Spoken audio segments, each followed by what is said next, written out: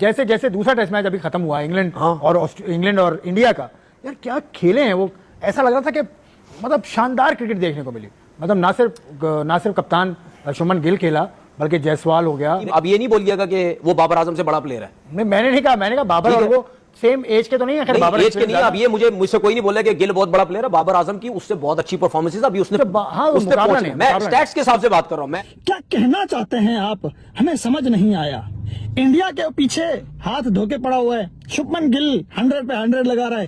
तनवीर भाई साहब को पता नहीं क्या है, उस बेचारे को ताने मारे जा रहा है। अरे क्या हो गया भाई। तनवीर अहमद ने एक स्टेटमेंट दिया, वो जरा मतलब मैं देख रहा हूँ कि यार वाकई में ऐसा हुआ है। मैं क्या यहाँ पे बोलूँ भाई इन लोगों को, मतलब यार जलने की भी भाई कोई लिमिट होती है। इन लोगों ने भाई वो लिमिट ही क्रॉस कर दी है। मानता हूं कि पाकिस्तान क्रिकेट बोर्ड ने चंद गलतियां ऐसी की हैं जिसमें जुल्करनैन हैदर, जिसके अंदर उमर अकमल, जिसके अंदर तनवीर अहमद, जिसके अंदर अहमद शहबाज, कुछ ऐसे प्लेयर्स को पाकिस्तान ने मौका दे दिया जो क्रिकेटर तो बन गए, लेकिन औकात उनकी वही वेल्डिंग वाले की रही, औकात उनकी वही टायर शॉप में पंचर वाले की रही, वो दिमाग से पैदा नहीं रहे। में ये एक शोशा छोड़ा गया था। बड़े बड़े क्लेम्स हुआ करते थे इंग्लिस्तानी फिरंगियों के कि हम ये करेंगे, हम सिर्फ जीतने के लिए खेलते हैं, हार जाएंगे लेकिन ड्रॉ नहीं करेंगे। मैं कहता हूं इस दफा किसी का अगर ईगो टूटी है ना, मतलब इस मैच के अंदर बैस बॉल की ऑफिशियल मौत हुई है। इंग्लैंड और इंडिया के टेस्ट मैच में सिर्फ शुभमन गिल ही नहीं बैटिंग करने वाला, इंग्लैंड के प्लेयर भी बैटिंग कर रहे थे, इंडिया के प्लेयर भी बैटिंग कर रहे थे। सबने अगर डबल 100 लगाए होते ना, तो मैं कहता कि हाँ भाई तनवीर अहमद ठीक कह रहा है बिल्कुल, लेकिन किसी से बैटिंग वहां हो नहीं रही है।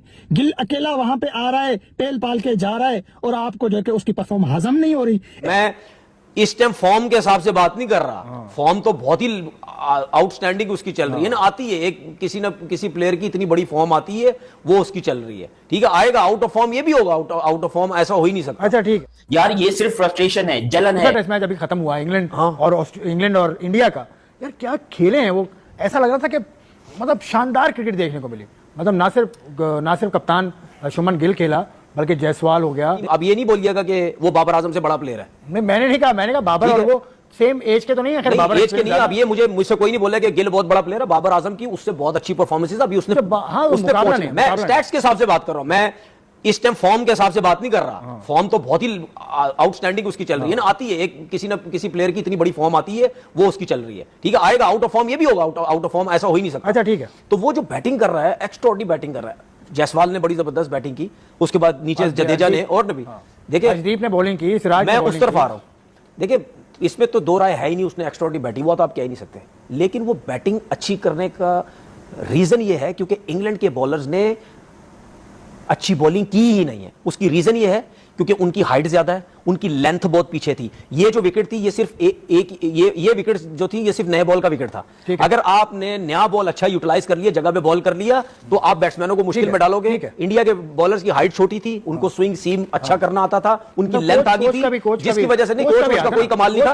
नहीं कोच बॉलिंग कोच तो मॉर्निंग मॉर्कल है। मॉर्निंग मॉर्कल का कमाल मैं कह सकता हूं, मॉर्निंग मॉर्कल। लेकिन बात यह है, मैं उसको टीम से फारिग करने की बात करूं, आप सुने तरीका नहीं है। इतना बड़ी टीम का कोच, उनकी जबरदस्त लाइन और लेंथ की वजह से इंग्लैंड के बैट्समैनों को प्रॉब्लम हुई है। चलो ठीक है, लाइन और लेंथ पीछे थी, जिसमें प्रॉब्लम लाइन और लेंथ। तनवीर अहमद आपको पता है मेरी तरह बाबर का बहुत बड़ा फैन है, लेकिन तनवीर में और मुझ में बहुत बड़ा फर्क है। मैं वो खिलाड़ी नहीं हूं, वो बंदा नहीं हूं, वो फैन नहीं हूं, सॉरी, मैं वो फैन नहीं हूं जो बाबर 100 लगाए गिल को ट्रोल करूं, गिल 100 लगाए बाबर को ट्रोल करूं। हमारे से ये नहीं होता भाई। जो अच्छा करता है हम उसको अच्छा दिखाते हैं। जी हाँ, और ये जो फ्लाइट ट्रैक और ये जो इंग्लैंड की जो बॉलिंग के ऊपर जो उंगलियां उठा रहे हैं ये लोग, गिल ने नहीं कहा है कि ये ट्रैक बनाओ या ये बॉलिंग मेरे सामने लाओ, है? या फिर गिल अकेला नहीं उस ट्रैक पे बैटिंग कर रहा। इंग्लैंड की आप बैटिंग देख रहे हो ना, जिस पिच के ऊपर इंग्लैंड के बॉलर बॉल स्विंग नहीं करवा रहे, वहां पे उस्ताद आकाशदीप बॉल स्विंग करवा रहा है, रविंद्र जडेजा बॉल को टर्न कर रहा है। देखा ना आप लोगों ने कल, है? बाकी रही बात इंग्लैंड की बैटिंग की और शुभमन गिल की, शुभमन गिल को आउट करना इंग्लैंड का ड्रीम बन चुका है। शुभमन गिल पागल हो चुका है जब से उसको चौथा नंबर मिला है। ठीक है, इंग्लैंड के बैट्समैन भी उसी विकेट के ऊपर बॉलिंग कर रहे हैं, बैटिंग कर रहे हैं, लेकिन जो रूट जैसा खतरनाक प्लेयर टिक नहीं पा रहा। हैरी ब्रोक सेंचुरी लगाने के बाद भी ऐसे आउट हो गया कि पता ही नहीं चला, क्योंकि सामने उस्ताद आकाशदीप का टर्न बॉल था।